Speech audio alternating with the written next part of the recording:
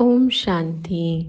आज बाबा ने सैटरडे की मुरली में पहली बात बताई है कि चारों ओर चाहे कितना भी हलचल का वातावरण हो, लेकिन आवाज़ से परे स्थिति का अभ्यास करना है। जैसे बाबा हमेशा साइलेंस पर तो जोर देते हैं कि शांत रहना है, शांति में सॉल्यूशंस अच्छे निकलते हैं, और ये बात दुनिया में भी सभी को मालूम है। लेकिन आज बाबा ये बता रहे हैं कि एक तो होता है दुनिया में शांति होती है जब कोई शरीर छोड़ता है तो कह दिया जाता है चलो हम 2 मिनट मौन रखेंगे, या जब उदास हों तब हम बात नहीं करना चाहते, हम मौन हैं।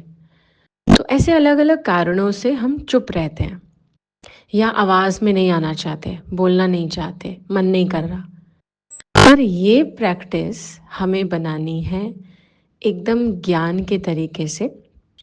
ऐसा नहीं कि ये जो कारण अभी हमने सुने इस हिसाब से, क्योंकि इससे ना शांति मिलेगी और ना इससे योग लग सकता है।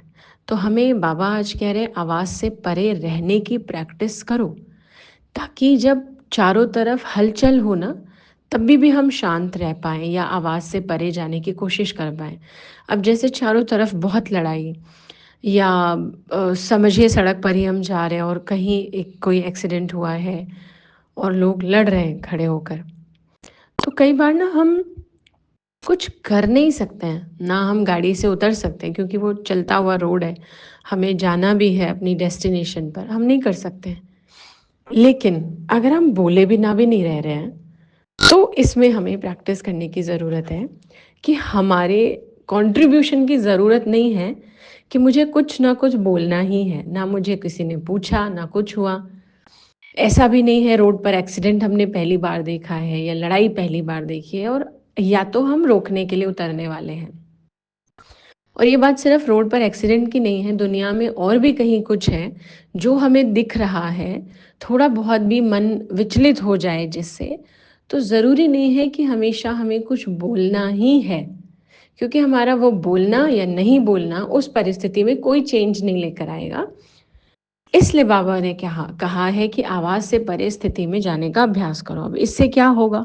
इससे ये होगा, जब विनाश का समय होता है, यानी डिस्ट्रक्शन, जिसको हम विनाश तो नहीं कहेंगे लेकिन परिवर्तन का समय होता है, तो हमारे मन की स्थिति हमें हेल्प करेगी सॉल्यूशन देने के लिए, रास्ता बताने के लिए। तो इसलिए पहली बात बाबा ने ये कही। दूसरी बात आज बाबा ने स्टेजेस बताई हैं भक्ति की, कि पहले पहले शुरू होती है शिव की भक्ति, जिसको हम अव्यभिचारी भक्ति यानी एक की भक्ति कहते हैं। फिर धीरे धीरे और देवी देवताओं की होती है, चाहे वो श्री राम है, श्री कृष्ण है, और धीरे धीरे जो देवी देवताएं बढ़ते जाते हैं। फिर प्रकृति की होती है, प्रकृति की होनी शुरू होती है, पेड़ की पूजा होती है, जल की पूजा होती है। उसके बाद साधारण मनुष्यों की पूजा होने लगती है। तो एकदम जैसे ना भक्ति भी गिरावट में आ गई, और यही एक वजह है कि प्राप्ति भी फिर नहीं है।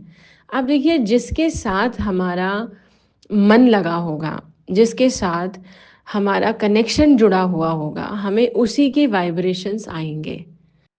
तो हम भगवान को छोड़कर देवी देवताओं में आए, देवी देवताओं के फिर भी वाइब्रेशंस हैं, लेकिन फिर प्रकृति में आए, फिर साधारण मनुष्यों में आ गए।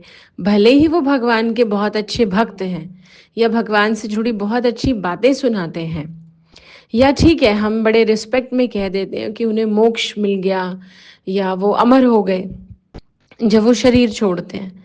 लेकिन भगवान और देवी देवता के बाद किसी की भी हम पूजा कर रहे हैं, तो हमें समझ लेना चाहिए कि हम क्या कर रहे हैं, क्योंकि कहीं पर दुनिया के किसी शास्त्र में नहीं लिखा है इंसान को भगवान मानना है, ऐसा कहीं अलाउड नहीं किया गया है।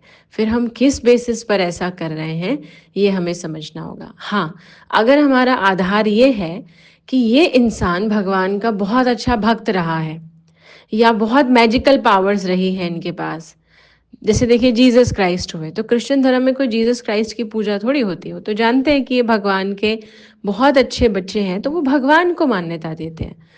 अब ये हमें समझना पड़ेगा कि हमने हिंदू धर्म में जो इतनी गड़बड़ कर दी है, तो हमें फिर प्राप्ति भी नहीं हो रही है, क्योंकि शास्त्रों में कहीं इस बात के लिए परमिशन दी ही नहीं गई है कि आप किसी देहधारी इंसान या किसी गुरु को ही आप भगवान का दर्जा दें। गुरु को गुरु जैसी रिस्पेक्ट, एक टीचर जैसी रिस्पेक्ट ज़रूर देनी है, पर गुरु ने भी यही सिखाया, आप भगवान का ध्यान करो। तो हम कहीं न कहीं भटक गए, तो उस भटकने से हमको अपने आप को बाहर निकालना है। ये है आज की मुरली। ओम शांति।